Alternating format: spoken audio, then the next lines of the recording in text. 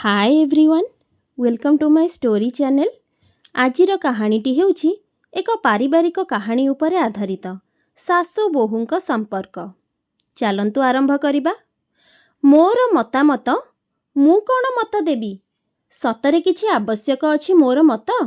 काहीं आजि पर्यंत से अनुभव मु करि नाही। टिकिए आश्चर्य होई पचारिले झिली।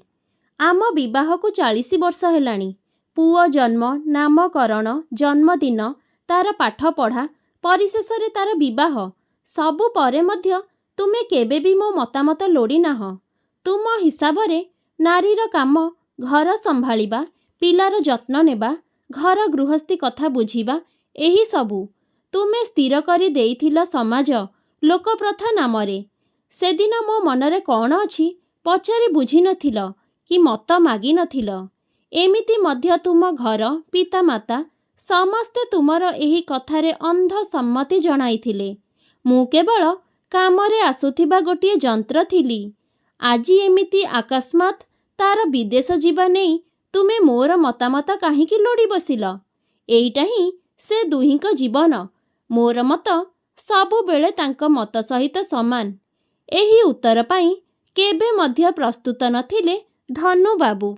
एकमात्र पुत्रକୁ माड़ी आसुथुबा वृद्धावस्थारे दूरेई देबार दुख सहित किछि 40 वर्ष तलर ग्लानि तांकु कष्ट देउथिला। किंतु उभय पुओ बोहूंक पाई एहा सुजोग थिला। किछि वर्ष विदेशरे रही गोटिए नाम अर्थ कमाइबारे। जीवन सारा तो नुहे, मात्र 5 वर्ष। किंतु से काहींकि एहाकु एते सहजरे आपणेई नेई पारु नथिले। जदिओ से 2 दिन तले घटनारू बुझी सारिथिले से कौन भूल करिछंती। किंतु केउठी ना केउठी से पुत्र मोहरे थिले। किंतु आश्चर्यर कथा, विवाह परठारू हाँ रे हाँ भरी आसुथिबा झिली आजि प्रश्न बदलरे एही प्रश्न करिबा तांको गोटिए दोषी भली अनुभव कराउथिला। तेबे एही प्रश्न से सतरे मतामत नेबाको पचारिथिले झिलींकु, हेले तांको विश्वास हेउ नथिला। 2 दिन पूर्वरु पुओ बोहू झिलींको पाखरे बसी तांको कहुथिबार सुनिथिले से। पुओ जुएल कहुथिला, माँ आम कंपानी रे गोटिए भल विदेश ऑफर मिलुछि मते। सेमाने रहिबा खाइबा आदि बाबदकु सबु टंका देबे। 5 वर्ष पाई जीवाकु हेबो। लीना मध्य मो सहित जीव। मु लीना ठारू तार मतामत बुझिछि। से मध्य आग्रही। जेहेतु आमे समान कंपानीर, तेणु तार बदली होई जीव। तुमर मत कौन माँ? पुओ कथाकु जोड़ी कहुथिला बोहू लीना। हाँ माँ, मो बाहाघर 4 वर्ष हेलाणी। प्रथम दिनरू तुमे मो मत प्रथमे मागी आसीछ।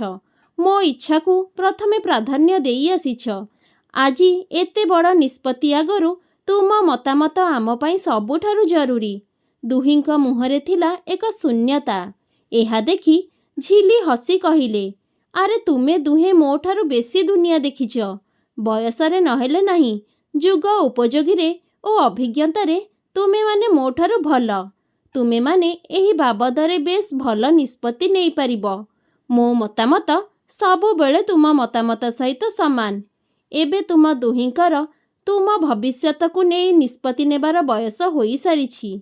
दुहे भल करी विचार कर, केमिति जीव, कौन करिबो, तार नियम इत्यादि। एहा सुनी दुहे झिलींको खूब खुशी रे जाबुड़ी धरिले। झिली एबे दुहींको टिकिए गेल करी देई कहिले, जाउछि टिके कॉफी तैयारी करे। तुमे माने ऑफिस रु आसी थकी जाइछ, विश्राम कर। मु कॉफी बापांको देई आम पाई नेई आसीबी। तांको उठुथुबा जानी कबाट पाखरु पाख रूम को चली आसिले धनुबाबू। किंतु मनर उत्साह को अटकाई न पारी से पुणी थरे सुनिबाकू चेष्टा करिले पुओ बोहूंक कथा। दुहींक मध्यरे थिला गोटिए उत्साह। दुहे खूब खुशी थिले। बोहू कहुथिले, जानिच जुएल, विवाह आगरू मते केते लोक केते कथा कहिछंती। गोटिए पुओरे बोहू तू, बापा माँ दुईटी, जेतिकी भल सेतिकी मंद, सबु चाप तोरी उपरे पड़िबे। केही केही मो संपर्कीय भौणी कहिथिले सासु सबु बेले मुरबी होई तते दबेई रखिबाकू चेष्टा करिबे। गोटिए पुओ जेहेतु से माँ विपक्षरे कौन जीव? एही भितरे तोर पसंद ना पसंद, तोर मतामत आदिर मूल्य किछि भी रहिबनी। ତୁ ଲକ୍ଷ ଲକ୍ଷ ରୋଜଗାର କରୁଥାଇପାରୁ, ତୋ ପାଖରେ ଅନେକ କଳା ଥାଇପାରେ, କିନ୍ତୁ ସେଠାରେ ତୋର ଚରିତ୍ର ଚିତ୍ରଣ କେବଳ ଗୋଟିଏ ପଥର ଭଳି ହୋଇ ରହିଯିବ, ଯାହାକୁ କେବେ ବି ଶାଳଗ୍ରାମର ମାନ୍ୟତା ମିଳିବ ନାହିଁ। ସତ କହୁଛି ଜୁଏଲ, ପ୍ରଥମେ ତ ଆରେଞ୍ଜ ମ୍ୟାରେଜ, ଦ୍ୱିତୀୟରେ ଏହି କଥାର ଭୟ ମୋତେ ଖୁସି କ'ଣ ଦୁଃଖୀ କରି ପକାଇଲା। ବିବାହ ପାଇଁ ଥିବା ଖୁସି ଧୀରେ ଧୀରେ ପାଣିରେ ମିଳେଇବାକୁ ଲାଗିଲା। କିନ୍ତୁ ବାପା ମା ମୋତେ କହିଲେ, ସେମାନେ ସମସ୍ତେ ଭଲ ଲୋକ, ତୁ ଅଧିକା ଭାବି ଦେଉଛୁ। କିନ୍ତୁ ତୁମେ ଜାଣ, ବିବାହ କରି ଆସିବାର ପ୍ରଥମ ଦିନରୁ ହିଁ ମା ଏଇ କଥାକୁ ଭୁଲ ପ୍ରମାଣିତ କରିଥିଲେ। ପ୍ରଥମ ଦିନରୁ ଖାଇବା ପିନ୍ଧିବା ସବୁ ମୋର ବୁଝି ନେଇଥିଲେ। ମୁଁ ଭାବିଲି ସେ ବୋଧେ ସେଇ ଟିପିକାଲ ଶାଶୁପଣିଆର ପ୍ରସ୍ତୁତି ଆରମ୍ଭ କରୁଛନ୍ତି। ହେଲେ ମୋତେ ଭୁଲ ପ୍ରମାଣିତ କରିଦେଇଥିଲେ ସେ। ଘରେ ପୂଜା ହେବ, ଘର ରଙ୍ଗ ହେବ, ରୋଷେଇ ଘର ବାସନ କିଣା ହେବ, ଫୁଲ କୁଣ୍ଡ ଆସିବ, ଇତ୍ୟାଦି ଇତ୍ୟାଦି। ସବୁ ଛୋଟରୁ ନେଇ ବଡ଼ କଥାରେ ସେ ମୋର ମତ ସବୁଠାରୁ ଆଗ ନେଉଥିଲେ। କୌଣସି ଜିନିଷର କାଣିଚାଏ ଆଶା କିମ୍ବା ଆକାଂକ୍ଷା କେବେ ମୁଁ ଦେଖିନଥିଲି ତାଙ୍କ ମୁହଁରେ। କିନ୍ତୁ ସବୁବେଳେ ତୃପ୍ତ ଓ ହସ ହସ ମୁହଁ ଦେଖି ମୋ ମୁଣ୍ଡ ଆପେ ନଇଁଯାଏ। ବାପା ହୁଏତ କିଛି କଥାରେ କେବେ କେମିତି କ'ଣ କହିଥିବେ, କିନ୍ତୁ ବୋଉ କେବେ ବି କିଛି କହିନାହାନ୍ତି ଆଜି ଯାଏଁ। ବରଂ ଗୋଟିଏ ଝିଅର ମା ଭଳି ସେ କେବଳ ମା ହୋଇ ଆସିଛନ୍ତି। ନା ଉଚ୍ଚା ସ୍ୱର, ନା ଗାଳି ଦେବା, କିଛି ଏସବୁ ପାଇନି। ମୁଁ ଯଦି ପାଇଛି କେବଳ ଅନାବିଳ ସ୍ନେହ। ସତ କହୁଛି, ଲୋକେ କହନ୍ତି ଏଇ ଦୁନିଆ ଦୁଇ ଦିନିଆ, କିନ୍ତୁ ଏତେ ବର୍ଷ ଭିତରେ କିଛି ବଦଳି ନାହିଁ। ଖାଲି ଯଦି ବଦଳିଛି ବର୍ଷ। ଜୁଏଲ ତାଙ୍କ କଥାରେ କଥା ଯୋଡ଼ିଲେ। ହଁ, ତୁମେ ଠିକ୍ କହିଛ। ପିଲା ଦିନରୁ ଦେଖିଛି, ବାପା, ଜେଜେବାପା, ଜେଜେମା, ପିଇସିଙ୍କର ମତ ପଛେ ନେଉଥିବେ, କିନ୍ତୁ କେବେ ବି ମାଆଙ୍କୁ ସେତିକି ପ୍ରାଧାନ୍ୟ ଦେଇନାହାନ୍ତି। ତେଣୁ ମୁଁ ତାଙ୍କୁ ଖୁବ୍ ଭଲ ପାଏ। ସେ କେବେ ବି ସେ ଆଶା ମଧ୍ୟ ରଖିନି, କିଛି ମାଗି ନାହିଁ, କେବଳ ଦେଇଛି ଆମ ସମସ୍ତଙ୍କୁ ଅନାବିଳ ଭଲ ପାଇବା। ମୁଁ ଚାକିରି କରିବା ପରେ ବାପା ମୋତେ ଅନେକ ଥର ପଚାରିଥାଇ ପାରନ୍ତି, କ'ଣ କରୁଛୁ ପଇସା, କେତେ ଦରମା ପାଇଲୁ? ଜାଣିଛ ଲିନା, ବିବାହ ଆଗରୁ ମୁଁ ଜୋର କରି ଯେତେବେଳେ ପଚାରିଥିଲି, କ'ଣ ମୋତେ କହିବୁ ମୋର ନୂଆ ଜୀବନ ଆରମ୍ଭ ଆଗରୁ, ବୋଉ ମୋତେ କହିଥିଲା କ'ଣ ଜାଣ? ବାବାରେ, ତୋ ସ୍ତ୍ରୀ ତୋ ସୁଖ ଦୁଃଖର ସାଥୀ, ତାକୁ ସବୁବେଳେ ସେତିକି ପ୍ରାଧାନ୍ୟ ଦେବୁ ଯେତିକି ନିଜକୁ ଦେଉଛୁ। ପ୍ରତି କଥାରେ ତାର ମତାମତ ଲୋଡ଼ିବୁ। ତା ପିତାମାତା ଘରକୁ ସେତିକି ଭଲ ପାଇବା ଦେବୁ। ମୁଁ ଲୁହରେ ଆକ୍ତାମାକ୍ତା ହୋଇ ପଡ଼ିଲି ତା ବିଚାର ଶୁଣି। ସତରେ ଆଜି ବାପାଙ୍କଠାରୁ ଦୂରେଇ ରହିବା ଯେତିକି କଷ୍ଟ ଦେଉନି, ତାଠାରୁ ଦୂରେଇ ରହିବା କଥା ଭାବିଲେ ହୃଦୟ ମୋର କୋରି ହୋଇଯାଉଛି। ଆଉ ଶୁଣିବା ଅବସ୍ଥାରେ ନଥିଲେ ଧନୁ। ରୁମ୍କୁ ଆସି ଥମ୍ କରି ବସି ଯାଇଥିଲେ।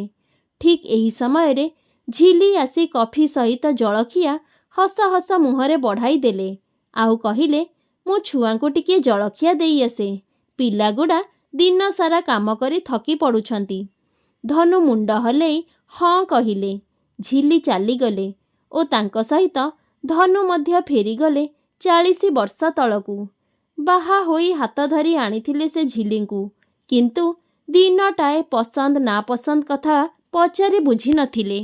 କୌଣସି ଜିନିଷରେ ମତାମତ ଲୋଡ଼ି ନଥିଲେ। ବାପା, ବୋଉ, ନାନୀ ସମସ୍ତେ ନିଜ ମତ ରଖୁଥିଲେ, କିନ୍ତୁ ଝିଲି?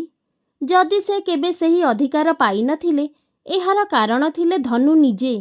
ଦଶହରାରେ ବୋଉ କି ନାନୀ ପସନ୍ଦରେ ଖଣ୍ଡେ ଲୁଗା କି ଖଣ୍ଡେ ଦିମୁଠା ଚୁଡ଼ି ଧରାଇ ଦେଉଥିଲେ ପ୍ରତିବର୍ଷ, ହେଲେ କେବେ ବି ପଚାରୁ ନଥିଲେ ମନକୁ ଆସିଲା କି ନାହିଁ। କିନ୍ତୁ କାଲିକା ଝିଅ ଲୀନା ବୋହୂ ହୋଇ 3-4 ବର୍ଷ ହେବ ଆସିଛି, ହେଲେ ଜୋର କରି ଝିଲିଙ୍କୁ ବଜାର ନିଏ ସ୍କୁଟି ପଛରେ ବସାଇ। ମନକୁ ପାଇଲା ଭଳି ଜିନିଷ କିଣାଇ ଦିଏ। ହୁଏତ ଝିଲିଙ୍କର ତା ପାଇଁ ଥିବା ମାତୃସ୍ନେହ ବଦଳରେ ସେ ଝିଅଟିଏ ହୋଇ କୃତଜ୍ଞତା ଅଜାଡ଼ି ଦିଏ କେଉଁ ମାଧ୍ୟମରେ। ଅଥଚ ତାଙ୍କ ପାଇଁ ସମସ୍ତ ଜୀବନ ଜଳାଞ୍ଜଳି ଦେଇଥିବା ମଣିଷକୁ ସେ ସମ୍ମାନ ଟିକିଏ ଦେଇନଥିଲେ। ପୁଅ ବୋହୂ କିନ୍ତୁ ସେଇଆ କରୁଛନ୍ତି, ଯାହା ସେ କେବେ ବି କରିନଥିଲେ। ତାହାର କାରଣ, ଲୀନାକୁ ଘରର ଛୋଟ ବଡ଼ ନିଷ୍ପତ୍ତିରେ ଝିଲି ପଚାରୁଥିଲେ। ନିଜକୁ ଖୁବ୍ ଛୋଟ ଭାବୁଥିଲେ ସେ। ତେଣୁ ଖୁବ୍ ଶୀଘ୍ର ସୁବିଧା ଦେଖି କେମିତି ଏହି ଗୋଟିଏ ଭୁଲଟିକୁ ସେ ସୁଧାରି ନେବେ ବୋଲି ମଉକା ଖୋଜୁଥିଲେ। କିନ୍ତୁ ମନରେ ଗୋଟିଏ ଅହମ୍ଭାବ କେଉଁଠି ନା କେଉଁଠି ଲୁଚି ବସିଥିଲା। 2 ଦିନ ପରେ ଅଫିସ୍ ଗଲାବେଳେ ଯେତେବେଳେ ପୁଅ ଏହି ନିଷ୍ପତ୍ତି ବାପାଙ୍କୁ କହିଲା, ସେ କିଛି କହିଲେ ନାହିଁ। ସେ ଚାଲିଗଲା। ବୋହୂ ବାପଘର ଯାଇଛି। ଏଇଟା ଭଲ ମଉକା ଥିଲା। କିନ୍ତୁ ସକାଳୁ ସଞ୍ଜ ହୋଇ ସାରିଥିଲା ତାଙ୍କର କେମିତି କଥା ଆରମ୍ଭ କରିବେ ଭାବି ଭାବି। ପରିଶେଷରେ ସଞ୍ଜବେଳେ ସେ ଯେତେବେଳେ ପଚାରି ବସିଥିଲେ ତାଙ୍କ ମତାମତ, ସ୍ତବ୍ଧ ହୋଇ ଯାଇଥିଲେ ତାଙ୍କ ଉତ୍ତରରେ। ଏତିକି କହି ଚୁପ୍ ହୋଇ ଯାଇଥିବା ଝିଲି ଏବେ 2 ପଦ କଥା ଯୋଡ଼ିଲେ। ତୁମେ ବ୍ୟସ୍ତ ହୁଅ ନାହିଁ, ମୁଁ ଅଛି, ସବୁ ବୁଝିବି। ଆମେ ସ୍ୱାର୍ଥପର ହୋଇ ପିଲାଙ୍କ ଭବିଷ୍ୟତକୁ କେମିତି ଅଣଦେଖା କରିବା? 5-6ଟା ବର୍ଷ ଯାଆନ୍ତୁ ସେମାନେ। ତାଙ୍କର ମଧ୍ୟ ଗୋଟିଏ ଜୀବନ ଅଛି। ତାଙ୍କୁ ନିଜ ନିଷ୍ପତ୍ତି ନେବାକୁ ଦିଅ। ତାଙ୍କୁ ନିଷ୍ପତ୍ତି ଶୁଣାଅ ନାହିଁ। ଏହା ମୋର ମତାମତ। ମାଗିଲ ବୋଲି କହିଲି। ଖାଲିକି ସେତିକି ନୁହେଁ, ନିଜକୁ ନିଜେ କହି ହେଉଥିଲେ, ଲୀନା ଥିଲେ ମଟର ପନିର ଖାଇ ଖୁସି ହୋଇଥାନ୍ତା। ହଉ ଆସୁ, ଆଉ ଦିନେ କରିଦେବା। ପିଲାଟାର ଭାରି ପ୍ରିୟ। ଧନୁ କେବଳ ଦେଖି ଚାଲିଥିଲେ ଝିଲିଙ୍କୁ। ଏମିତି ନିଃସ୍ୱାର୍ଥପର ମଣିଷଟିଏ କେମିତି ହୋଇପାରନ୍ତି ସେ? କେବେ ତାଙ୍କୁ ଥକି ପଡ଼ିବା କେହି ଦେଖି ନାହାନ୍ତି। ସେ ହୁଏତ ଶ୍ୱଶୁର ହୋଇଥାଇ ପାରନ୍ତି, କିନ୍ତୁ ଝିଲି ଥିଲେ କେବଳ ମା। ନିଜକୁ ଖୁବ୍ ଛୋଟ ମଣୁଥିଲେ ସେ ଆଜି ଝିଲିଙ୍କ ଆଗରେ। ମନେ ମନେ ସେ ସ୍ଥିର କରିସାରିଥିଲେ ଏଥର ଝିଲିଙ୍କ ନିଷ୍ପତ୍ତି ହିଁ ଶେଷ ନିଷ୍ପତ୍ତି ହେବ ତାଙ୍କ ପାଇଁ। ଏହା ହିଁ ବୋଧେ ତାଙ୍କ ଭୁଲ ସୁଧାରିବାର ଗୋଟିଏ ମାତ୍ର ବାଟ। ଝିଲି ମଟର ପନିରର ସାମଗ୍ରୀ ସବୁ ହାତରେ ଧରି ଉଠି ରୋଷେଇ ଘରକୁ ଚାଲିଗଲା ବେଳେ ଆଗରୁ କବାଟ ଖୋଲି ଛିଡ଼ା ହୋଇଥିବା ଜୁଏଲ ଓ ଲୀନାଙ୍କ ମଧ୍ୟରୁ ଲୀନା କହି ଉଠିଲା, ମଟର ପନିର ତିଆରି କରୁଛ କି ମା? ମୋତେ ବାସିଲା ବୋଲି ମୁଁ ଚାଲି ଆସିଲି। ଲୀନା ପାଟି ଶୁଣି ମୁହଁରେ ଗୋଟିଏ ହସ ଖେଳିଗଲା ଝିଲିଙ୍କର। ସେ ପଛକୁ ବୁଲି କହିଲେ, ଆରେ ଏବେ ତୋରି କଥା ଭାବୁଥିଲି। ଆଉ ତୁ ପହଞ୍ଚିଗଲୁ? ହେଲେ 2 ଦିନରେ ଆସିବୁ କହୁଥିଲୁ। ଘରେ ଆଉ ଟିକିଏ ରହିଥାନ୍ତୁ ନା। ବିଦେଶ ଯିବା ଆଗରୁ ଲୀନା ବ୍ୟାଗ୍ ଫୋପାଡ଼ି ଦେଇ ଝିଲିଙ୍କୁ କୁଣ୍ଢାଇ ପକାଇ କହିଲା, ମନ ଲାଗିଲା ନାହିଁ ମା ସେଇଠି? ତମେ ସାଙ୍ଗରେ ଚାଲ, ସପ୍ତାହେ ରହିବା। ସବୁ କଥା ଶୁଣି ଜୁଏଲ ଏବେ ନିଜକୁ ଅଟକାଇ ନ ପାରି କହିଲା, ସବୁବେଳେ ଖାଲି ଲୀନାର ପ୍ରିୟ ଜିନିଷ। ମୋର ଆଉ ବାପାଙ୍କର କ'ଣ ମନେ ବି ନାହିଁ? ଏହା ଶୁଣି ସମସ୍ତେ ହସି ଉଠିଲେ। ଆଜି କିନ୍ତୁ ଝିଲି ଲକ୍ଷ୍ୟ କରୁଥିଲେ ଧନୁଙ୍କ ହସ ଭିନ୍ନ ଥିଲା। ଯେଉଁଥିରେ ନଥିଲା କିଛି ଗର୍ବ, ଅହଙ୍କାର କିମ୍ବା ମୁରବିପଣିଆ। କେବଳ ଥିଲା ସ୍ନେହ, ପ୍ରେମ ଓ ପିଲାଙ୍କ ଖୁସିରେ ଖୁସି। ଝିଲି ମନରେ ଈଶ୍ୱରଙ୍କ ଉଦ୍ଦେଶ୍ୟରେ ପ୍ରଣାମ ଜଣାଉଥିଲେ। ସାଙ୍ଗମାନେ, କାହାଣୀଟି ଭଲ ଲାଗିଲେ ଭିଡ଼ିଓଟିକୁ ଲାଇକ୍, ସେୟାର ଆଣ୍ଡ ସବସ୍କ୍ରାଇବ୍ କରିବାକୁ ଜମାରୁ ବି ଭୁଲିବେନି। ରହୁଛି, ନମସ୍କାର। ଜୟ ଜଗନ୍ନାଥ।